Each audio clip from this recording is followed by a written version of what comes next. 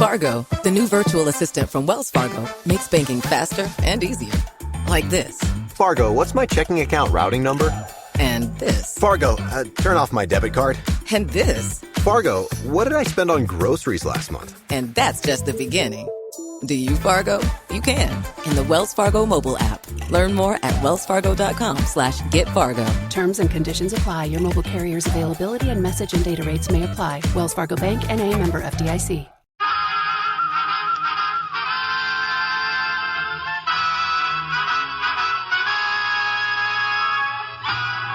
Tales of the Texas Rangers, starring Joel McRae as Ranger Jace Pearson. Another authentic reenactment of a case transcribed from the files of the Texas Rangers.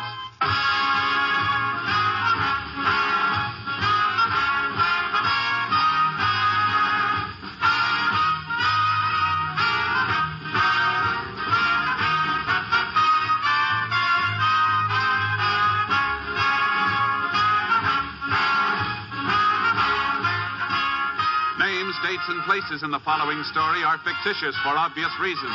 The events themselves are a matter of record.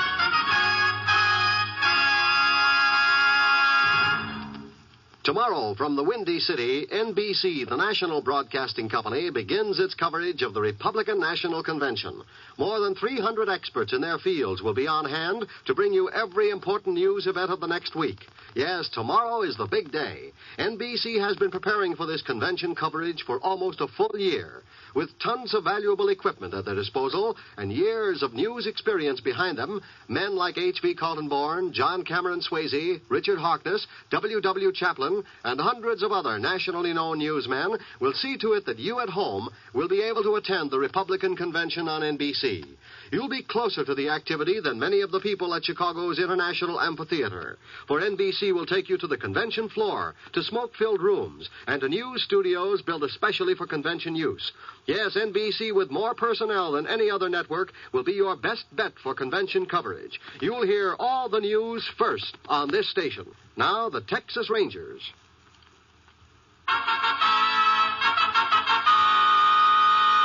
And now, from the files of the Texas Rangers, the case called the Boomerang.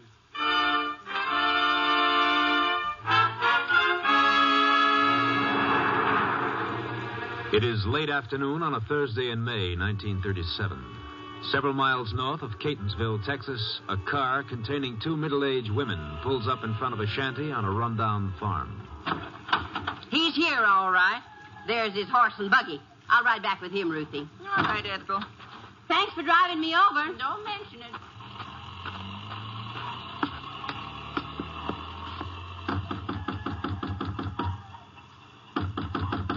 All right.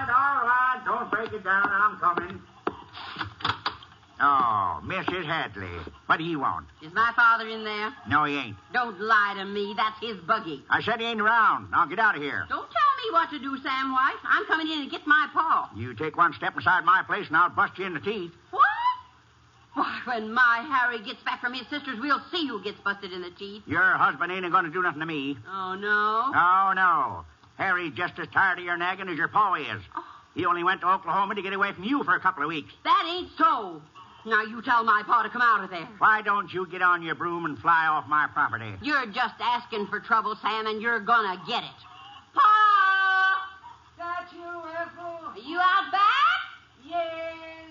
What do you want?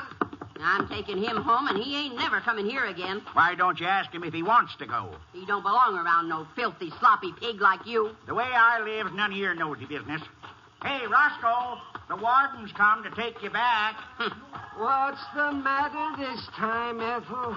How many times have I told you not to come over here? And what are you doing with your feet in that tub of dirty water? It's for my rheumatism. It's got sassafras roots and kale in it. Something Sam fixed up for you, I suppose. I'd like to fix up a pine box for you. Shut your mouth, you. Say, ain't that Pa's watch chain you're wearing? Well, what of it? He gave it to me. Pa, why did you give him that gold chain? Well, he liked it. I never heard of such a thing. Sam, you hand over that chain right now. You just try and make me, woman. My mother give that to Pa. And he gave it to me, so I'm keeping it. Let's cut the arguing, Ethel. I give Sam a present, and he's going to keep it. I want him to have it. You're always giving him something. Suppose you give him that box of canned goods out by the back door, too. I just loaned Sam the money for that until his pension check comes through. We bought the stuff because he invited me for supper. What for? So he could get some more of your money? It's your pa's money, not yours. If he helps me out once in a while, it's his business. Well, it's my business, too. Come on, Pa, get your feet out of that tub. Are you going to let your daughter push you around like that? There ain't no use in arguing with her. She always gets her way. If she was mine, I'd put her over my knee and whale the living daylights out of her, like she was a spoiled kid. Come on, Pa. You can put your shoes on in the buggy. Oh, all right, Ethel. Sure, go on, both of you. Huh? Darn crazy woman. Look at you, letting her lead you around by the nose. Go on home, don't come back. Oh, you don't mean that, You're Sam. darn right I do. Get off my property or I'll throw you off. See? I told you he was only after your money. Go on, get up in the buggy, Pa. I don't believe it. Why, Sam ain't that way. Sure I am. She told you so. You see? You're not giving him nor anybody else no more money. I won't give him no more, Ethel. I know you won't. Shouldn't keep all that money around the house anyhow. First thing tomorrow morning, you're going to get in this buggy and take every penny of it to the bank. Yeah, you better do it, too, or she'll send you to bed without your supper. Old fool. Get up, Rusty. Get up.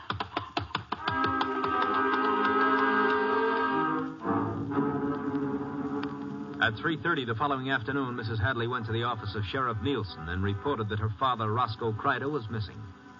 After a preliminary check, the sheriff requested aid from the Texas Rangers. 45 minutes later, Ranger Jace Pearson was at the sheriff's office. You'll find him, won't you, Ranger? We'll do our best, Mrs. Hadley. When was the last time you saw your father? About 9:30 this morning, when he took off in the buggy. With the $1,400? Yes, sir. Was in a tin box. He never got to the bank, Jace. And we can pretty well rule out the possibility of an accident. He's not at the hospital, and no doctor around here has seen him. Oh, excuse me. I Sheriff know speaking. something terrible's happened to him. And it's all my Hold fault. on I a made him go. I'll be right back, Jace. I'm going to take this call in the other office. Okay, Sheriff. Was your father feeling all right when he left for the bank, Mrs. Hadley? He wasn't ailing, if that's what you mean. But he was in pretty low spirits because I kept after him till he took off in the buggy. I was only doing it for his own good. Did he ever stay away this long before? Sometimes he'd sneak off with that awful man named Sam White. But I stopped off there, and Sam claims he ain't seen him all day. You think he might be lying? He sure could be, Ranger. He's a nasty old Hey. man. Can I see you over here? Sure. Excuse me, ma'am. What is it, Sheriff? That phone call. One of our boys in a plane thinks he spotted Kreider's horse and buggy Where? on the edge of Bourne's Lake. But there was nobody near it. Have a deputy take Mrs. Hadley home. We'll go out there.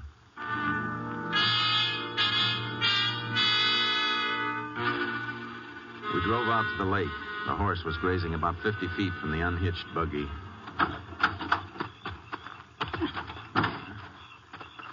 Well, don't see him anywhere. There's nothing in the buggy. You can see where he walked around unhitching the horse. And I would look over there, Sheriff. Where? Down toward the edge of the water. A lot of footprints. Yeah. He must have gone up to his ankles in mud. Looks like someone shoved a rowboat off here into the water. Reckon he went rowing? It doesn't make much sense that Roscoe Kreider would take his money down here and go rowing. Sure doesn't. Can you see any boats on the lake? No, not from here. Let's get up on that rise. We ought to be able to spot it from there. The lake's only half-mile across at most. Yeah, this should be high enough. And there isn't a single boat out there. Now, wait a minute. There's one over there in that inlet. Nobody in it, though. Let's take a look. Might be the one Kreider used.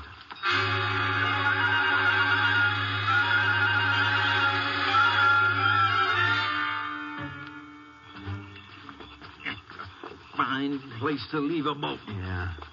Looks like it just drifted into these reeds. The oars are pulled in. The boat he took, all right. That mud on the floor is still wet. Well, the boat's in the water, so it's a pretty good chance he didn't go on shore. Wait a minute, Sheriff. What's the matter, Jace? A straw hat over there floating by the reeds. Come on. Doesn't look like it's been in the water very long. Look at the initials in this hatband. R.C. Roscoe Crider. He must have committed suicide. Guess so. We better drag the lake.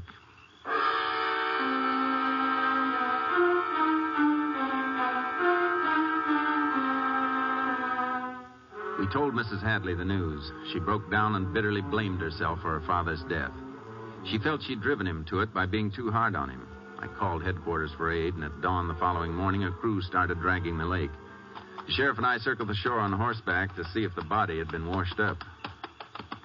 Still worried about not finding the money? Don't you think it's kind of funny? Well, not exactly. Look, Jace, no man in his right mind commits suicide in the first place. Well, that's right. As I see it, Roscoe Crider was all riled up because his daughter was running his life to her liking.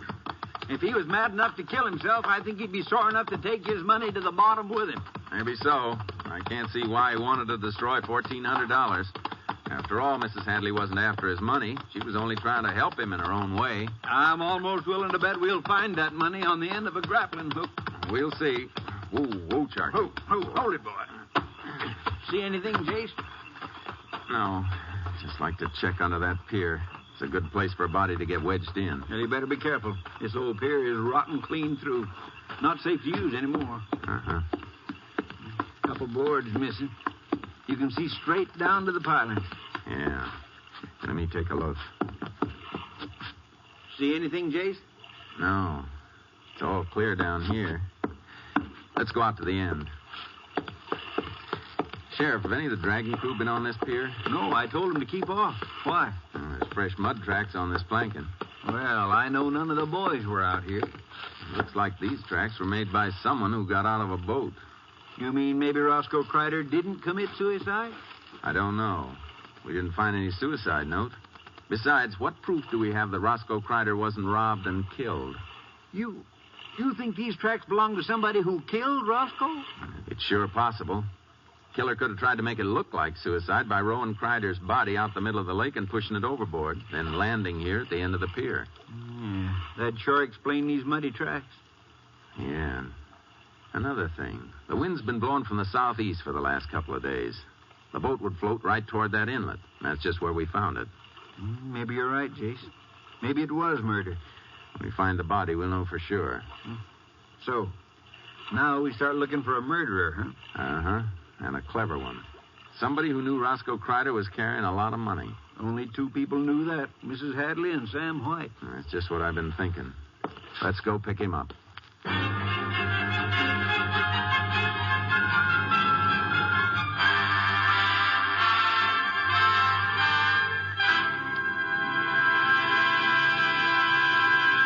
In just a moment, we will continue with Tales of the Texas Rangers, starring Joel McCrea as Ranger Jace Pearson. At this moment, throughout the country, millions of motorists are beginning to wend their way home along crowded highways from a long Independence Day weekend. It is at times such as these when accidents happen more frequently, when death and driving draw closer together. You can help to decrease the accident and death rate on our nation's highways. Excessive speed for driving conditions is a major cause of many motor accidents.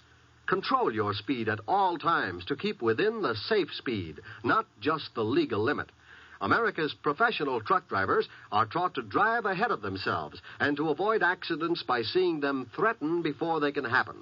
They know that careful driving keeps them from having accidents which may take lives. Speed is the number one killer on the highways.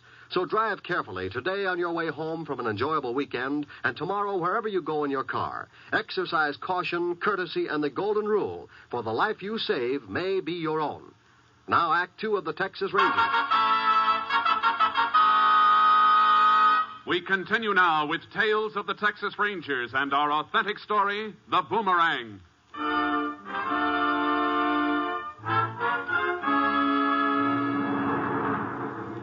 We left the crew at the lake and drove to Sam White's dilapidated farmhouse.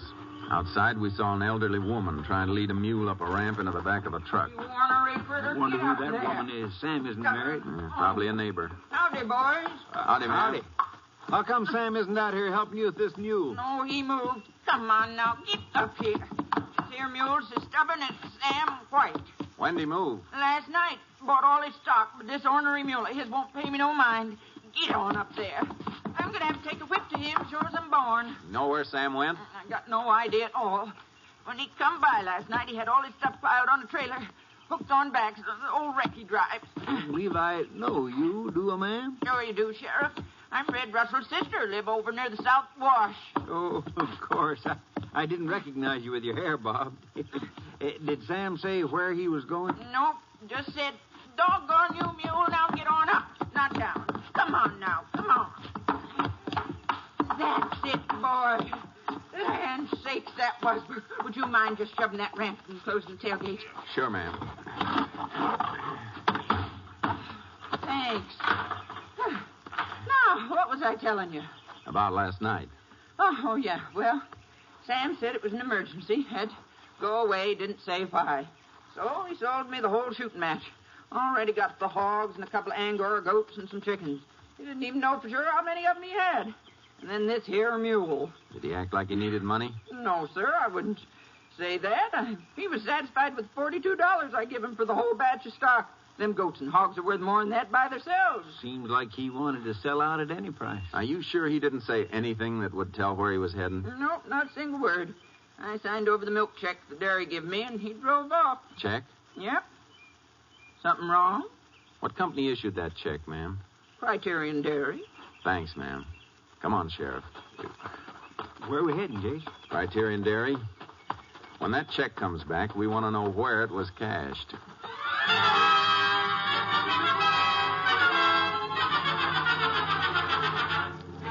We went to the dairy company. They arranged with their bank to notify us when the canceled check came back. Meanwhile, we continued our search for Roscoe Kreider's body without success. A week later, the check came through. It had been cashed 300 miles away in Tucker, Texas, by a real estate broker named John Cooney. We went there. That's it, Jace. There's your sign, John Cooney. Maybe Sam White bought some property. Yeah, I'll get it. Thanks. Morning, gentlemen. What can I do for you? You, Mr. Cooney? Yes, sir, I am. You remember cashing this check? Let's see now. No, sure. I took it as a rental payment a few days ago. From a man named Sam White? That's right. Rented him a little place out on York Road, and he gave me the check for part of the rent. Is something wrong with the check? No, it's okay. How do we get to Mr. White's place? Well, it's about 3 miles out on York Road. But if you want to see him, he's probably in town. What makes you think so? Well, when he rented the farm, he asked me where he could pick up some stock. I told him to go down to the auction yard today. They have sales every Monday, you know. I'm sure he'll be down there. That's about it, Jace. Yeah. Let's get over to that auction.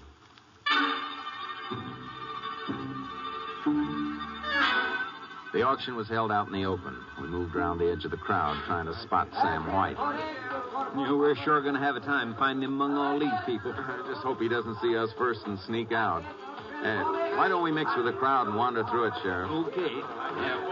Could we get through here, please? Sam's a big man, Jace. Easy to... Hey, Jace, I think I see him. Where? Right up front, wearing that checkered shirt. Uh-huh. Come on. Excuse me, please. Pardon me. Let us through, please. He sees us, Jace. Look, there he goes. Keep an eye on him, Sheriff. Would you let me through here, please? Please. Please, mister. Thank you. He's running past that pen full of hogs. Sam, hold it. He's making for the parking lot. Sam White. Hold it, White. You're not going anywhere, so just stand still. Well, what do you want of me, Ranger? I ain't done nothing unlawful. And then why are you running away? I wasn't running from you. Fact is, I didn't see you. I forgot I had to meet a fella. I was in a rush to get there. You ain't going to hold me back, are you? You're darn right we're going to hold you.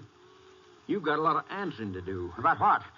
I don't know what you want me to tell you. Why did you leave Catonsville in such a hurry? Well, there's no crime in moving. It's a free country, Ranger. How come you picked the day Roscoe Kreider disappeared? Well, when I heard poor Roscoe drowned himself, I didn't feel like staying around no more. Are you sure you didn't leave because you murdered him? Ranger, you ain't serious, are you? Me kill Roscoe? Why, we is closer than most kinfolk. He had $1,400 on him the day he disappeared. Outside of his daughter, you were the only one who knew that. Well, that don't make me no more a murderer than a blue-nosed mule. Where'd you get enough money to be stocking another farm? Sold all my livestock before coming here. I can prove it. You don't have to. We know you only got $42 for it. How about it, Sam?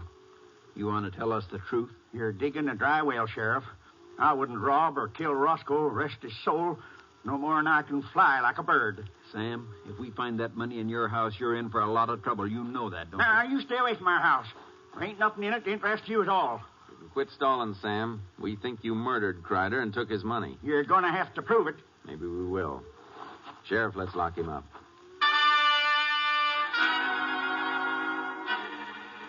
We turned Sam White over to the local constable. Then we got a search warrant from the magistrate and went out to the farm White had rented. Well, look at it, Jace. Hardly any difference between this shack and his last one. Yeah, I reckon he was going to use that money for other things. Door's locked. Let's try that window. It's open a couple inches. Good. Yeah, I'll go in first. You don't have to climb through. I'll open the door, Sheriff. Okay, Jace.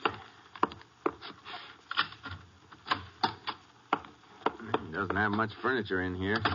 Shouldn't take us long to go through his stuff. Not many places in here to hide it. Let's try this closet. Some packages up on the shelf. What old shoe boxes?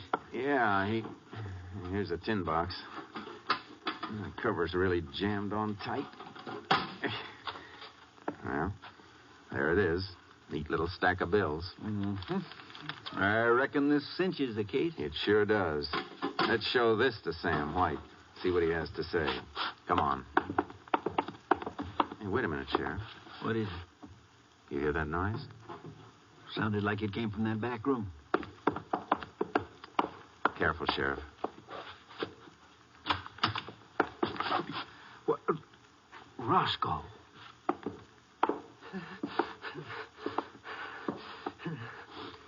What are you doing here, Mr. Kreider? Please don't take me away. I don't want to go back home. Are you all right? Ethel sent you to bring me back, didn't she? Please tell her you couldn't find me. Nobody sent us, Mr. Kreider. We thought you were dead. Well, that's what I wanted you to think. Ain't there some way you can forget you've seen me? How about telling us what this is all about? You promise I can stay here? You're an adult. You got a right to do anything you want. Yeah, my daughter don't think so. Everything I done was wrong. I couldn't smoke in the house. I had to eat only what she liked. I had to go to bed when she had company. Treated me just like a kid. Well, you had money. Why didn't you move out? I did. I moved in with Sam once. Ethel come after me and made me go back home. I mean, she took me by the arm and she dragged me. She said my place was with her. You didn't have to pretend you were dead. There must have been some other way. Oh, I don't know, Ranger. Ethel would never give up on me unless I was dead. I ain't never going back. Did Sam talk you into that fake suicide? Yeah. You sure he didn't do it just to get more of your money? Oh, no, Ranger. Why, Sam always pays back what he owes me. And the only money I spend now is for my own keep. I see. Mr. Kreider, you know your daughter has to be told you're alive. No. It'd just be the same thing all over again. Nagging me and bawling me out. Please don't tell her. We have to, Roscoe. She filed a missing persons report. She has to know you're alive. Well, do you have to tell her where I am? That part's up to you. Well, then I don't want her to know. She's been miserable blaming herself for your suicide. She don't care. She does, Mr. Kreider. She does care. She thought she was doing the right thing for you.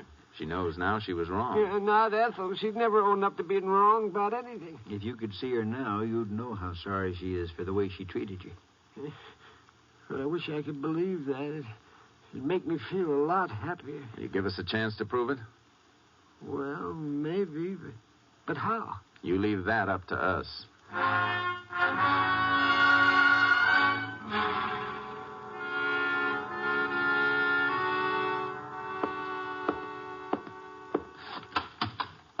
You can come into the office now, Miss Hadley. Thank you. Hello, Ranger. Hello, Mrs. Hadley. Sit down, won't you? Thank you.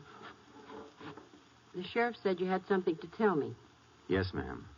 We've got some news for you. Your father's alive. Alive? Oh, thank God. Thank God.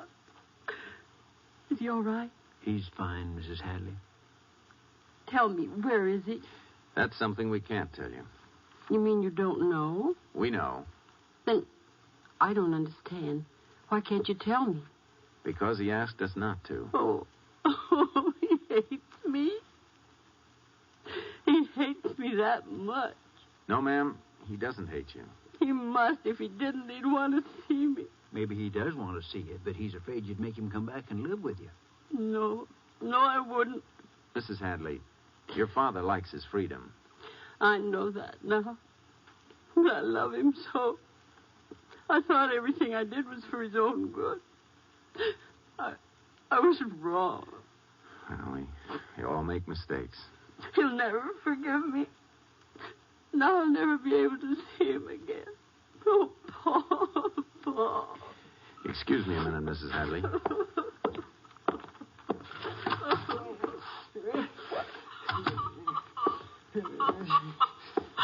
Did you hear what she said, Mr. Crider? Yes, I heard. You believe us now? I believe you, Ranger. I want to see her.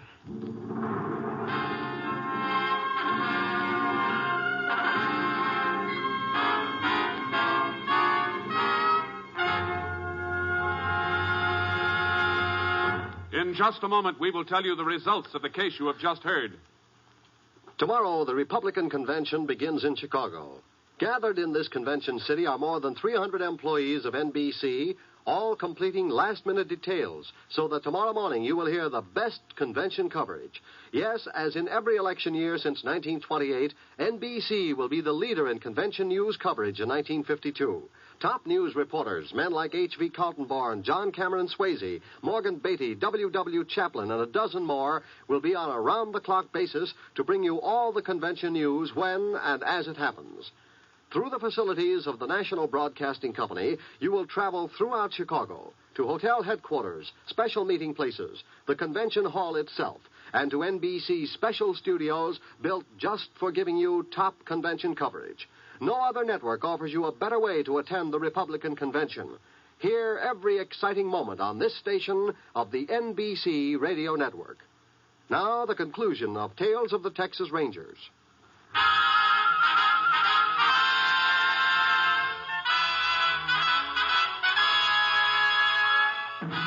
And now, here are the results of the case you have just heard. Mrs. Hadley kept her word. Her father continued living quietly with Sam White on their rented farm. Until his death 7 years later, Roscoe Crider made periodic visits to his daughter in Catonsville. And here again is the star of our show, Joel McCrea.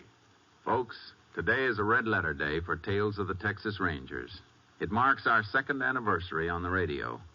And as we go into the beginning of the third year, we want to tell you listeners how much we've appreciated your letters and wonderful comments. Most of you know that it takes a lot of work to put on a show of this type. From the gathering of the research material to the sign-off of the actual broadcast, there are dozens of people who help to put over Tales of the Texas Rangers. To the Ranger Force and to all our wonderful friends at the Department of Public Safety, to Captain Gonzalez, to the staff at NBC, and to the local stations that make up this great network, we say thanks ever so much. And to you, the listeners, our grateful appreciation. We hope we'll be with you for a long time to come. And we hope you feel that way, too. Good night, folks, and thanks. See you next week. Next week, Joel McCrea in another authentic reenactment of a case from the files of the Texas Rangers.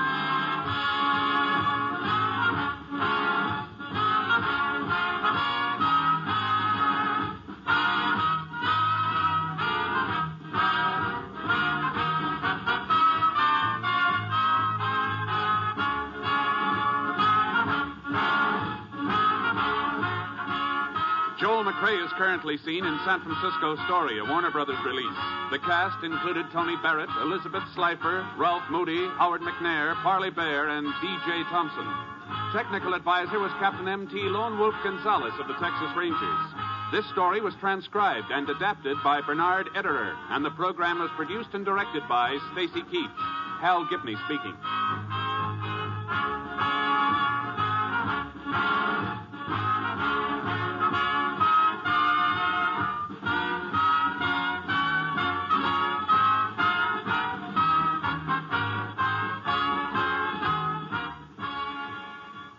Wednesday is here, the best of Groucho on NBC.